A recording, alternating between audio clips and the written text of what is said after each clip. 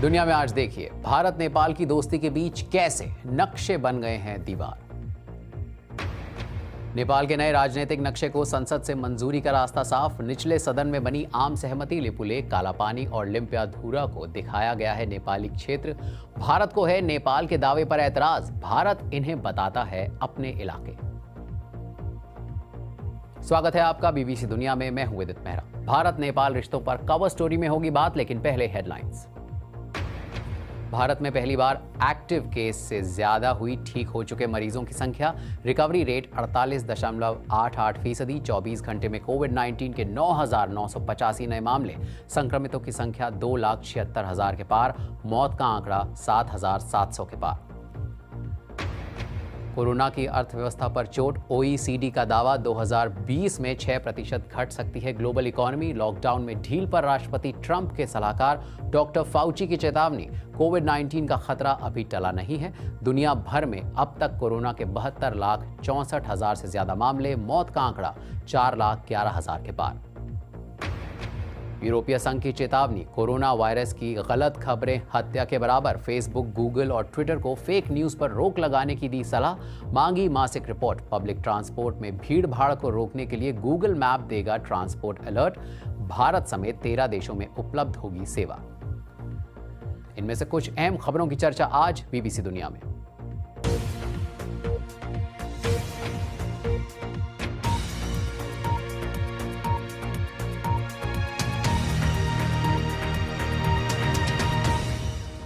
भारत और नेपाल ना सिर्फ पड़ोसी हैं, बल्कि दोनों देशों के बीच ऐतिहासिक तौर पर गहरे संबंध रहे हैं।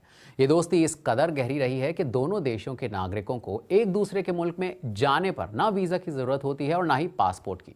लेकिन हाल में इस दोस्ती के बीच एक दीवार खड़ी होती दिख रही है और इसकी वजह बन रहे हैं दोनों देशों की ओर से जारी हुए राजनीतिक नक्शे। आज कवर स्टोरी में इसी की बात।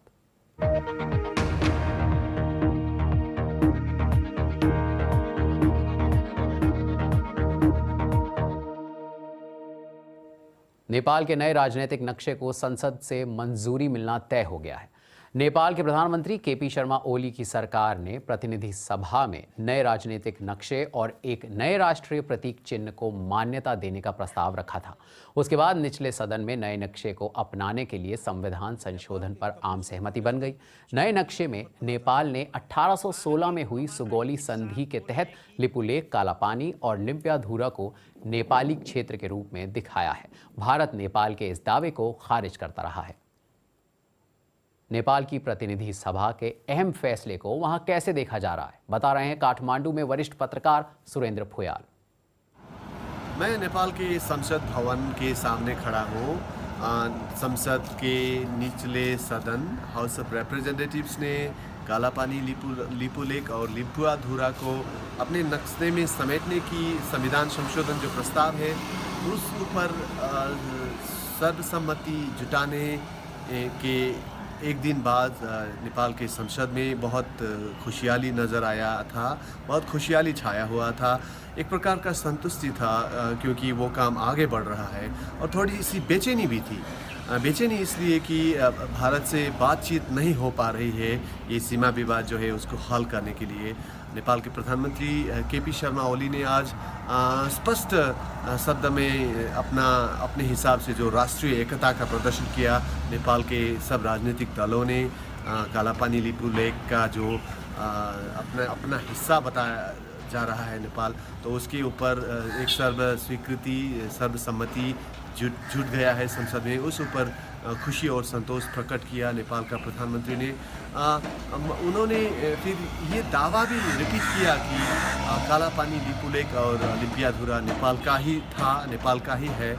1816 में जो सुगौली संधि हुई थी उसके तहत नेपाल का भूभाग रहा था, वो भूभाग और 1961 तक वो नेपाल का ही था। प्रधानमंत्री केपी ओली ने रिपीट किया। 1962 में जब इंडिया और चाइना का द्वंद्व हुआ उस वक्त फिर वहाँ पे Indian forces, Indo Tibetan border police आके अपना अड्डा जमा लिया। उसके बाद वो नेपाल का हाथ से फिसल गया, वही कह रहे थे। और वो लेने के लिए केपी शर्मा ओली और नेपाल की संसद बहुत बेचैन सुनाई दे रहे थे, मगर उसके लिए अभी तक बातचीत नहीं हो पा रहा है। दो देश के बीच में कूटनीतिक संवाद नहीं हो पा रही है। कोविड-19 की जो विश्वव्याधि है वो ख़त्म होने की बातचीत होने की बात हो रही है, मगर काम कुछ नहीं हो पा रहा है। इसी बात पर नेपाल का परराष्ट्र मंत्री भी नाखुश थे, थोड़ा अचंभित भी थे, थोड़ा चौंक भी गए थे, और उन लोगों का कहना ये है कि बात कूटनीतिक संवाद दिल्ली और काठमांडू के बीच जल्द से जल्द होनी चाहिए। और नेपाल के नागरिक समाज पत्रिका में लिखने वाले टिप्पणीकार और विशेषज्ञ भी यही कह रहे हैं कि दो देश को जल्द से जल्द बातचीत करना चाहिए और ये मशवरा जो है उसका समाधान करनी चाहिए, कुछ हल निकालना। भारत और नेपाल के बीच हालिया विवाद की शुरुआत उस वक्त हुई जब करीब 6 महीने पहले भारत ने अपना नया राजनीतिक नक्शा जारी किया। भारत ने यह नक्शा जम्मू कश्मीर राज्य को 2 केंद्र शासित प्रदेशों में बांटने के फैसले के बाद जारी किया था। इस नक्शे में लिम्पियाधुरा, कालापानी और लिपुलेख को भारत के हिस्से के तौर पर दिखाया गया था। नेपाल इन इलाकों पर अपना दावा करता है और भारत इस दावे को खारिज करता रहा है। लिपुलेख से होकर चीन स्थित मानसरोवर जाने का रास्ता है। हाल में भारत ने लिपुलेख इलाके में एक सड़क का उद्घाटन किया था। नेपाल ने इस पर कड़ा विरोध जताया था। इसके बाद मई में नेपाल ने नया राजनीतिक नक्शा जारी किया। इसमें लिम्पियाधुरा, कालापानी और लिपुलेख को नेपाली क्षेत्र के तौर पर दिखाया गया। इस पर भारत ने कड़ी आपत्ति जाहिर की थी। पर नेपाल ने इतना बड़ा फैसला बिना भारत को विश्वास में लिए कैसे कर लिया? यही पूछा मैंने नेपाल में भारत के पूर्व राजदूत राकेश सूद से। कुछ थोड़ी बहुत इसके अंदर कमी भारत की तरफ से भी रही, शायद इसलिए कि हमारे एम्बेसडर वहाँ उस समय दिसंबर में रिटायर हो रहे थे, तो वो नए एम्बेसडर को पहुँचने में करीब 2-3 महीने लगने थे, तो हमने सोचा तब हो जाएगा। फिर वो फॉरेन सेक्रेटरी भी रिटायर हो रहे थे जनवरी के अंत में। अब वो फॉरेन सेक्रेटरी लेवल टॉक्स, तो जो भी नए फॉरेन सेक्रेटरी आएंगे उनको भी थोड़ा समय लगेगा स्थिति संभालने में, और फिर उसके बाद बीच में ये कोरोना की मुश्किलात आ गई। तो यही हुआ कि चलिए ये कोरोना का लॉकडाउन जब समाप्त होगा तो उसके बाद मीटिंग की जाएगी। पर मुझे लगता है कि नेपाल ने उसको समझा कि भारत मीटिंग टाल रहा है, और जब रक्षा मंत्री राजनाथ सिंह जी ने वो सड़क का उद्घाटन किया तो उसको लगा कि उसके मन में एक जो शक था कि भारत इस मीटिंग को टाल रहा है, वो शक एक तरह से एक यकीन में बदला कि शायद भारत का कुछ इरादा जो है वो कुछ अलग है। तो कहीं ना कहीं अगर हम फेस टू फेस आपस में मुलाकात नहीं कर सकते थे विदेश सचिव, तो कम से कम टेलीफोन पर या वीडियो कॉन्फ्रेंसिंग के जरिए कुछ बातचीत तो कर सकते थे। मैंने राकेश सूद से पूछा कि इस पूरे विवाद के पीछे क्या चीन की कोई भूमिका हो सकती है? मैं इस फैसले में उनकी भूमिका नहीं देखता हूं, क्योंकि चीन ने इस बॉर्डर के मुद्दे पे नेपाल का कभी साथ नहीं दिया है। अगर आप देखें तो चीन के भारत के साथ जो समझौते हुए हैं, हमने जब भी बॉर्डर ट्रेड बढ़ाने की बात की है, 2015 में जब प्राइम मिनिस्टर मोदी चीन गए थे तब जो एग्रीमेंट था उसके अंदर भी यही बात हुई। उससे पहले जब प्राइम मिनिस्टर वेन जिबाओ इधर आए थे तो तब उसके अंदर भी ये कहा गया। तो उसके अंदर लिपुलेख पास जो है वो हमेशा से उन्होंने भारत के साथ ये मान के समझौता किया है कि वो भारत का हिस्सा है। तो इसलिए ये कहना कि इसके अंदर चीन का हाथ है, मैं समझता हूँ शायद नहीं है, क्योंकि चीन ने हमेशा से यही सोचा है कि लिपुलेख पास जो है वो भारत में आता है। नेपाल ने नए नक्शे के प्रस्ताव को निचले सदन में मंजूरी देकर अपना रुख स्पष्ट कर दिया है। ऐसे में भारत के पास क्या रास्ता बचता है, इस पर राकेश सूद ने कुछ ये कहा। मुझे तो लगता है कि ये अब अधिकारियों के स्तर पर, क्योंकि विदेश सचिव जो हैं वो तो अधिकारी हैं, वरिष्ठ अधिकारी हैं बेशक, पर अधिकारी हैं, तो ये मुझे लगता है कि अधिकारियों के स्तर पर अब ये बातचीत जो है उसकी गुंजाइश कम हो जाएगी और इसको एक राजनीतिक स्तर के ऊपर अब बातचीत हमको ले जानी पड़ेगी। इस पूरे मामले पर भारत का कहना है कि नेपाल के साथ कोई भी बात कोरोना महामारी के खत्म होने के बाद ही संभव होगी। और वक्त है ब्रेक का। ब्रेक के बाद देखिए पाकिस्तान में क्यों तोड़े जा रहे हैं हिंदुओं के घर। तो मिलते हैं एक ब्रेक के बाद।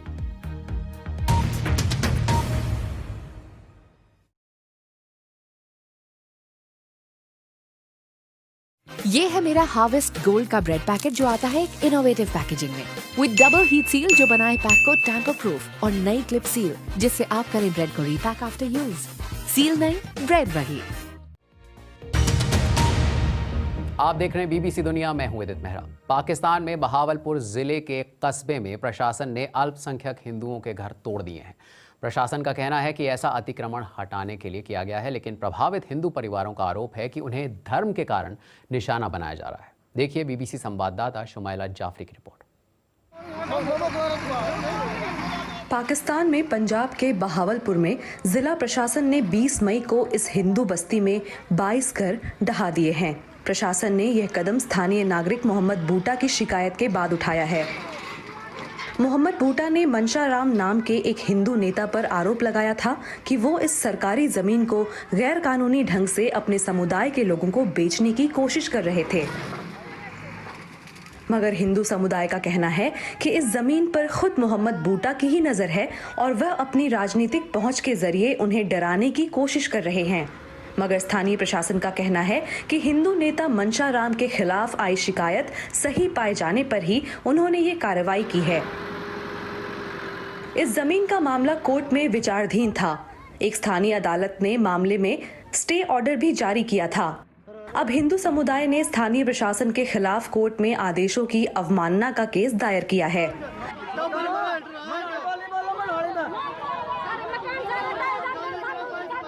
पाकिस्तान के मानवाधिकार आयोग ने इस घटना की निंदा की है। आयोग का कहना है कि वह पक्के तौर पर कह सकते हैं कि हिंदू समुदाय को उनके धर्म के आधार पर निशाना बनाया गया। जब कोरोना वायरस चीन से बाहर निकलकर पूरी दुनिया में फैलने लगा तो सबसे पहले ईरान महामारी का केंद्र बना था।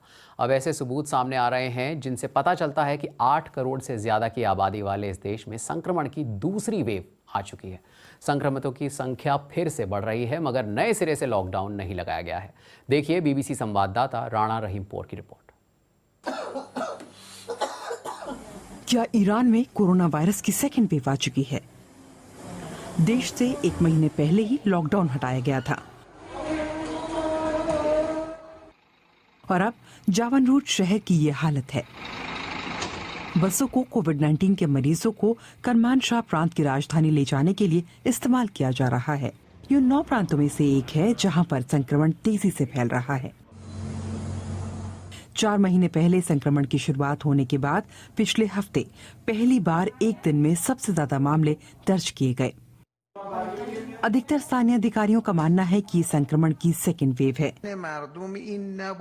मगर ईरान के राष्ट्रपति का कहना है कि सेकेंड वेव के नाम से लोगों के बीच डर फैलता है। पर यहाँ सोशल डिस्टेंसिंग नजर नहीं आ रही। दुकानदार और रेहड़ी फेरी वाले बेफिक्र नजर आ रहे हैं। प्रशासन का कहना है कि लोग नियमों का पालन नहीं कर रहे और दूसरे शहरों की यात्रा कर रहे हैं। यही वजह है कि मामले बढ़ रहे हैं। पिछले 24 घंटों में तेहरान के अस्पतालों में भर्ती हुए मरीजों में 60 से 70% वे हैं जिन्होंने हाल ही में अन्य शहरों की यात्रा की थी। ईरान के अधिकतर हिस्सों में जनजीवन सामान्य नजर आता है, मगर ज्यादातर स्कूल बंद है। हाल ही में 12वीं क्लास की परीक्षाएं करवाई गईं, मगर छात्रों का कहना है कि उन्हें डर लग रहा था। उन्होंने हमारे शरीर का तापमान चेक किया, मगर जब हमने पूछा कि कितना है तो उन्होंने कहा कि थर्मोमीटर खराब है। फिर उन्होंने सभी छात्रों को एग्जाम के लिए भेज दिया। डेस्कों को भी कीटाणु मुक्त नहीं किया गया था। जब मैंने अल्कोहल से अपना डेस्क साफ किया तो वाइप एकदम काला हो गया था। ईरान में कोरोना के मामलों की संख्या 1,76,000 के करीब है और 8,000 से ज्यादा लोगों की मौत हो चुकी है। फिर भी ईरान की संसद समेत बहुतों का मानना है कि आधिकारिक आंकड़ों की तुलना में संक्रमण के असल मामले 10 गुना और मरने वालों की संख्या 2 गुनी हो सकती है। राष्ट्रपति ने चेताया है कि अगर लोग सोशल डिस्टेंसिंग का पालन नहीं करेंगे तो फिर से पाबंदियां लगा दी जाएंगी। मगर अमेरिकी प्रतिबंधों और भ्रष्टाचार से बुरी तरह प्रभावित ईरान की अर्थव्यवस्था घुटनों पर आ चुकी है। ऐसे में माना जा रहा है कि ईरान एक और लॉकडाउन झेलने की हालत में नहीं है। लगता है ईरान के लोगों ने सबक नहीं लिया और उनकी लापरवाही से फिर से एक बार बढ़ रहे हैं कोरोना वायरस के मामले।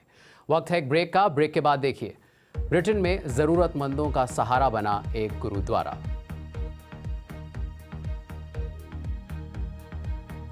तो मिलते हैं एक छोटे से ब्रेक के बाद बीबीसी दुनिया।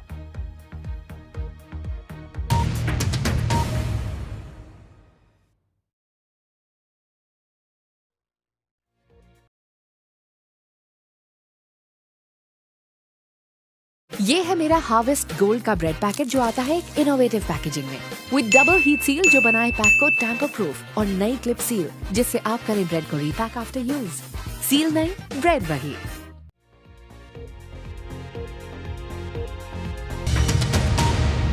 एक बार फिर से स्वागत है आपका बीबीसी दुनिया में। मैं हूं उदित मेहरा। ब्रिटेन में 15 जून से धार्मिक स्थानों के दरवाजे खुल जाएंगे। हालांकि लोग समूह में नहीं जा पाएंगे। इसकी इजाज़त बाद में दी जाएगी। इस बीच लॉकडाउन के दौरान ब्रिटेन का एक गुरुद्वारा चर्चा में है। ये रोज़ हज़ारों लोगों का पेट भर रहा है। गुरुद्वारे की रसोई में बन रहा खाना स्वास्थ्य कर्मियों से लेकर ज़रूरतमंदों तक को पहुंचाया जा रहा है। देखिए ये रिपोर्ट। लंदन के पास स्लाउ के इस गुरुद्वारे की गिनती ब्रिटेन के बड़े गुरुद्वारों में होती है। इसके दरबार यानी मुख्य हॉल में हजारों श्रद्धालु इकट्ठा हो सकते हैं। सिखों के इतिहास में गुरुद्वारों को बंद नहीं किया जाता। गुरु के लंगर वाला हॉल, गुरु की रसोई कभी बंद नहीं होती। मगर ये दौर मुश्किल था। फिर गुरु की रसोई में बने खाने को लोगों तक पहुंचाने का प्रोजेक्ट शुरू हुआ। जब गुरुद्वारे को उपासना के लिए बंद कर दिया गया तो कुछ स्वयंसेवी आगे आए। Hi, my name is Sandeep and I'm a teacher. Hi, my name is Pav and I'm a pharmacist. Hi there, my name is Charanja and I'm a psychologist. खाने का सामान या खरीदा जाता है या फिर दान में मिलता है। खाना पकाकर सैकड़ों पैकेट बनाए जाते हैं। This is what would be going out to one household. जब हमने शुरुआत की तब तक लोगों की आमदनी प्रभावित हो चुकी थी। बहुत से लोग आइसोलेशन में थे। खाने की मांग बढ़ गई थी। इसीलिए हमारी सेवा 7 दिन और 24 घंटे जारी है।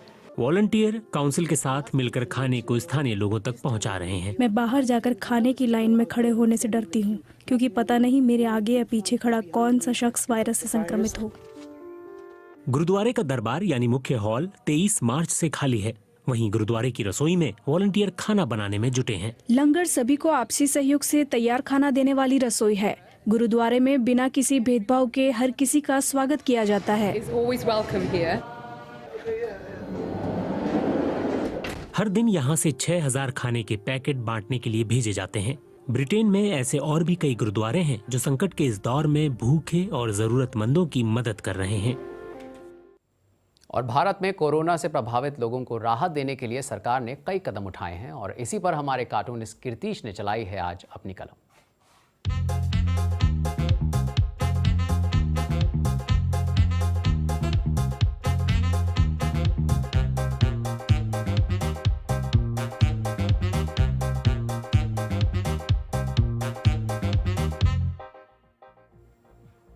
कार्यक्रम से जुड़े किसी भी टॉपिक पर आप मुझे ट्वीट कर सकते हैं। मेरा ट्विटर हैंडल है @bbcvidit। आज के लिए इतना ही।